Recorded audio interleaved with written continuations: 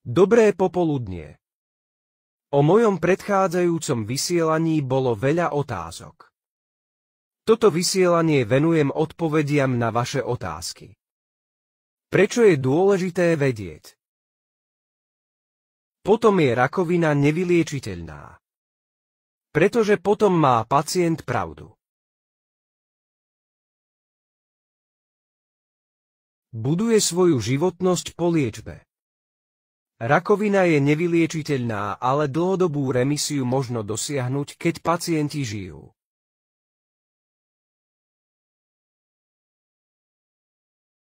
Desať, 15, 20, 30 viac rokov po komplexnej liečbe.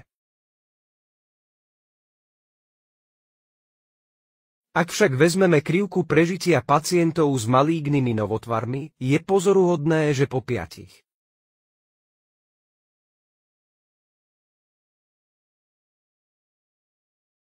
7, 10, 15, 20 rokov počet liečených pacientov klesá.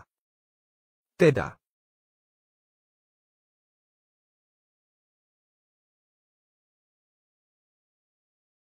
Metastázy sa môžu vyvinúť mnoho rokov po úspešnej komplexnej liečbe.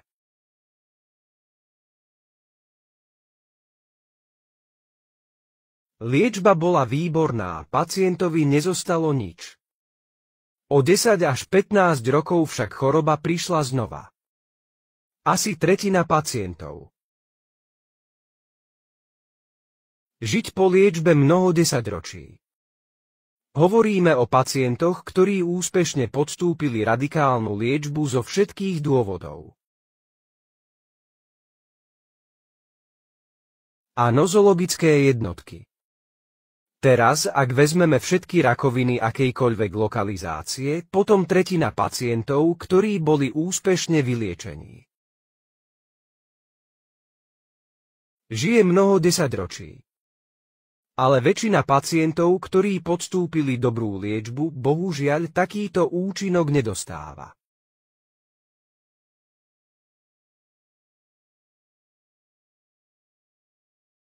Aký je dôvod, že tretina pacientov žije dlhé desaťročia?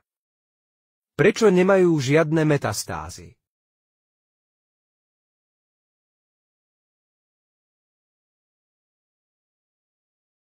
S rovnakou liečbou, s rovnakou diagnózou a rovnako vynikajúcou odpoveďou na liečbu. S čím to súvisí? Preto uvádzam koncept dlhodobej remisie. Ako dosiahnuť dlhodobú remisiu? S čím to súvisí?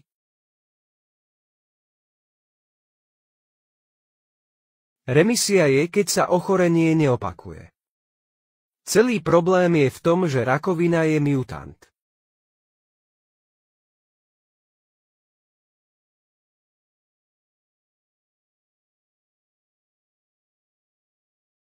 Rakovinové bunky podliehajú neustálym genetickým zmenám. U niektorých pacientov je intenzívnejšia, u iných menej intenzívna.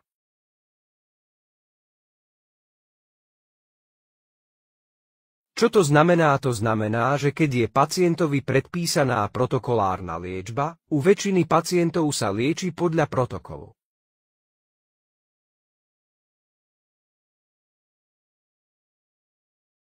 Pozoruje sa dobrý, vynikajúci výsledok. A ak sú títo pacienti užívaní s vynikajúcimi výsledkami po protokolárnej liečbe?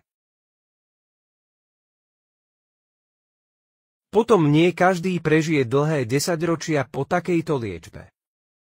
Je to spôsobené tým, že nádory sú odlišné?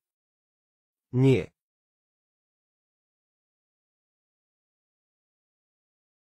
Úplne rovnaká rakovina.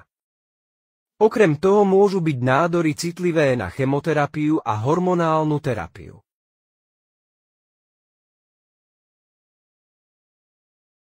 A bunky, ktoré sa otrhnú od nádoru a migrujú v ľudskom tele, sa stanú necitlivými.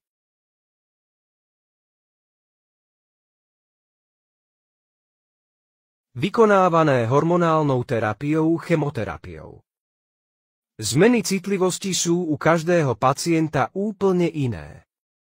Čo to znamená, uvediem príklad. Rakovina prsníka bola úspešne liečená s dobrým výsledkom.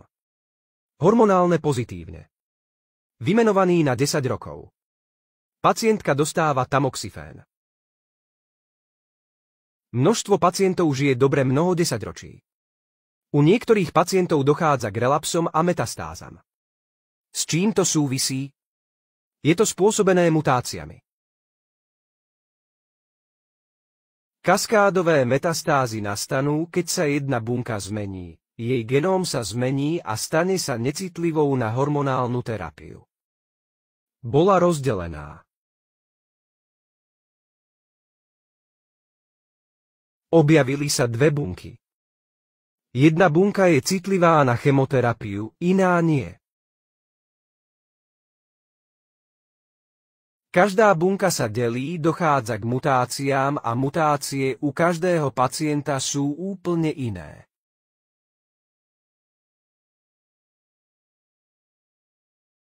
Preto je veľmi dôležité vedieť, že ľudské telo má proti týmto mutantným bunkám obranný mechanizmus.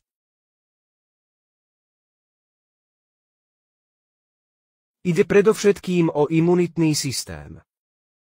Na regulácii sa podieľa množstvo ďalších signalizačných systémov. Stálosť tkaní v ľudskom tele. A tie bunky, ktoré sú abnormálne s iným cudzím genómom, sú odstránené ochrannými bunkami. Preto títo pacienti, táto tretina pacientov, o ktorých som vám hovoril, žijú mnoho desaťročí. Majú dosť vyvinuté obranné systémy.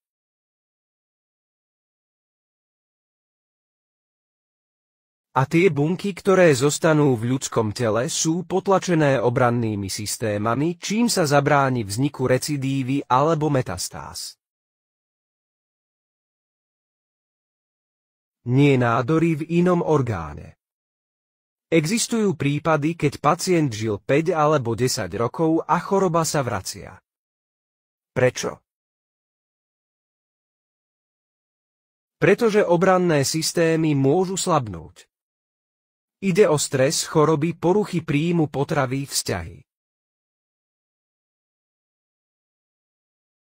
S vonkajším prostredím. To všetko ovplyvňuje obranné reakcie organizmu. A teda s oslabením ochrany. Tie bunky, spiace bunky, ktoré sú v tele, ktoré sa stali odolnými voči protokolom, ktorými sa pacient lieči, im nič nezaberie.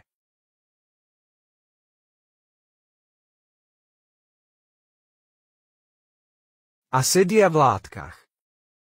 Tkanivá potláčajú ich vývoj, takže metastázy sa netvoria. Ale keď telo zoslabne, začnú sa prudko rúcať a choroba sa vráti. Preto s vedomím, že rakovina je nevyliečiteľná.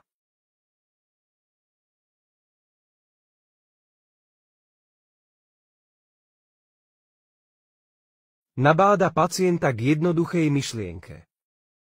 Ako presne môže získať dlhodobú, niekoľko desaťročnú remisiu?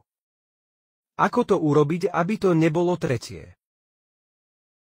Pacienti žili desaťročia po vynikajúcej liečbe podľa protokolov a všetci pacienti žili. Na to sa pacient musí naučiť.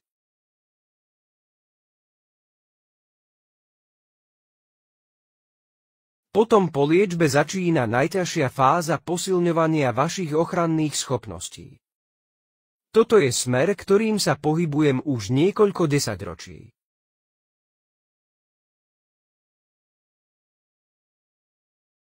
Sú úspechy a sú neúspechy.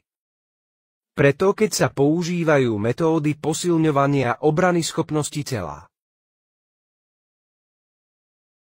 Ako vedľajší účinok mám pacientov, ktorí liečia hypertenziu, cukrovku, glaukóm a množstvo iných chorôb.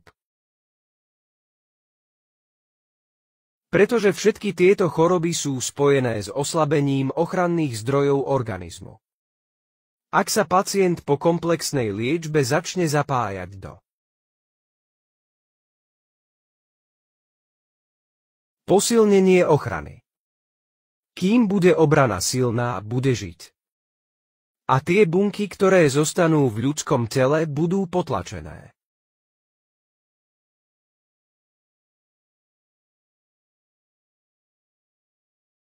Pacienti si kladú otázku, ako sa s touto metódou zoznámiť.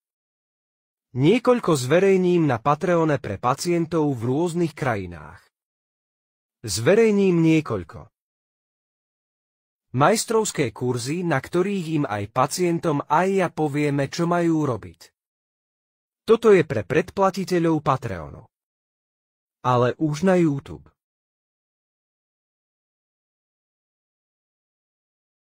Na mojej stránke sa môžete zoznámiť s metódami. Áno, tieto techniky nie sú zamerané na posilnenie obranyschopnosti tela, ale umožňujú vám dosiahnuť výsledky. U pacientov s hypertenziou a angínou pectoris pacienti normalizujú krvný tlak. A ak pacient vidí, že technika funguje, odporúčam týmto pacientom, aby sa prihlásili na odber mojej stránky Patreon. Odkaz na moju stránku Patreon nájdete.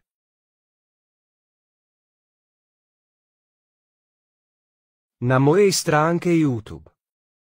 Teraz si myslím, že do mesiaca uverejním príspevok na Patreon.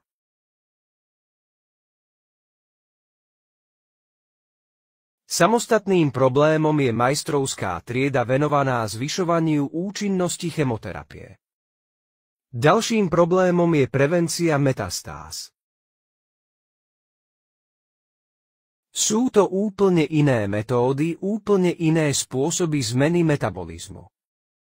Najjednoduchšia technika je zverejnená na YouTube. Na liečbu pacientov s hypertenziou a angínou pectoris. Môžete to skúsiť. Jediná vec, ktorú chcem poukázať, je v prvom rade. Tieto režimy nestačia na posilnenie protinádorovej ochrany a nestačia ani na liečbu infekčných ochorení. Ide o úplne odlišné režimy, ktoré sa potom uplatňujú. Ďalší bod. Táto technika nie je dostatočná na zvýšenie účinnosti chemoterapie u pacientov s malígnymi novotvarmi. Ale je celkom účinný pri liečbe hypertenzie. To je možno to, na čo som chcel upriamiť vašu pozornosť. To znamená, že to nevyzerá tak katastrofálne. Názov môjho vysielania je Rakovina je nevyliečiteľná, len treba správne nazývať veci pravými menami. Dá sa to dosiahnuť a musí sa to dosiahnuť. Dlhodobé remisie u pacienta s malígnym nádorom. A takýto priamy rozhovor od profesionála prispieva k tomu, že po liečbe podľa protokolov. Pacienti začínajú posilňovať svoje ochranné zdroje. Existuje mnoho metód. Opakujem, začínam uverejňovať svoje metódy na mojej stránke Patreon. Ďakujem za pozornosť. Pýtajte sa. V pravý čas im odpoviem.